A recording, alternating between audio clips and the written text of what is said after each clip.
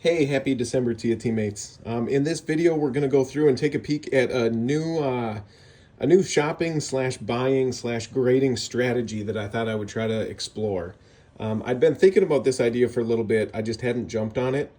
And that being said, some of the singles, they tend to go through and get a little bit expensive when you're shopping, especially if you're trying to find a nice centered, good old vintage card. So I was kind of exploring with the idea of trying to find a complete set, to be able to go through and kind of break it up, grade any cards that looked like they were good. When you go through and you look at some of those sets, some of the commons tend to sell really well if you can get a high grade on them. But getting a high grade on a semi-vintage card, as we know, that's a tough little battle. But anyways, I thought I would explore it and test the strategy a little bit with a set of 1981 Topps basketball cards. So I went through, I picked this setup off eBay. It was about 130 bucks. When I went through and did it, I basically kind of rifled through. There's about 198 cards in the set. So this is in the good days when you go through. I thought they looked like they were in pretty ship shape. Some of the reason I wanted to roll the dice on this strategy is I had a Tom Brady card when I was a kid. I was probably about 13 years old when I pulled it out of the pack.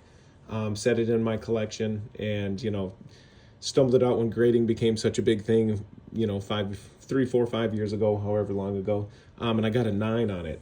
So I was just thinking, oh, maybe there's a chance you can go through and stumble on some other people that went through and had some of these sets. They put it together and then they were just stored for a long while. So I thought I'd roll the dice. So in this batch, I went through and I pulled some of the cards out.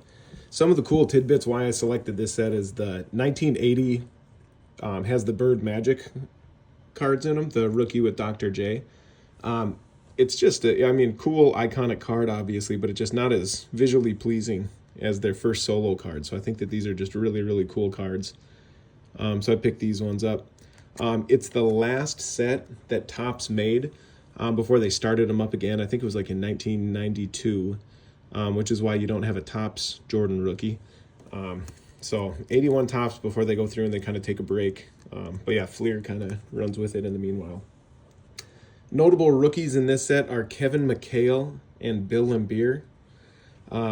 These are the ones I was kind of on the fence thinking they were okay shape, good enough card, worth grading or not. So I'm not grading these ones, but you can see the McHale rookie came pretty off. The Bird, some of these guys, look good left to right, depending on how you're looking at it. Top, bottom, a little off. But these cards are just, kind of cool. There's the Laimbeer rookie playing for the Cavs. David Thompson. Some of these look pretty good. You can see they're just a little off. And the tough thing about grading these cards, and I'm probably going to learn my lesson the hard way on this one, but is if you go through and you hit some 9s, 9s you're probably losing on. So I'm hoping to hit at least something big to kind of pay for it. But yeah, like the George Gervins even in this set, basically if you get a 10, it's $500. If you get a 9, they're about 30. So after selling, after fees, you're probably still kind of losing. So it's definitely a tough strategy, but figured I'd just roll the dice to see if it works. But here's the ones I got to roll the dice to try. So we got a very well-centered Bird. Then we got a decently centered Magic. Top, bottom's pretty off. We got Bob Dandridge here. One thing that's neat, and you'll notice this with some of the late 70s and this set, I think NBA had a photographer that was based out of Washington. So every single card used, I think, is taken when the team's playing the Bullets. So yeah, Bob Dandridge is right there.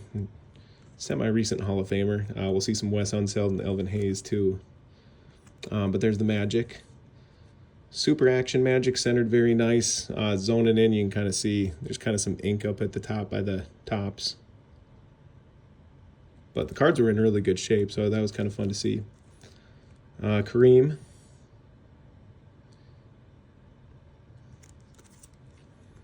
This card I was thinking it was cool, and I forgot this was a Super Action, so it's him taking the Skyhook over, fellow Hall of Famer Elvin Hayes here.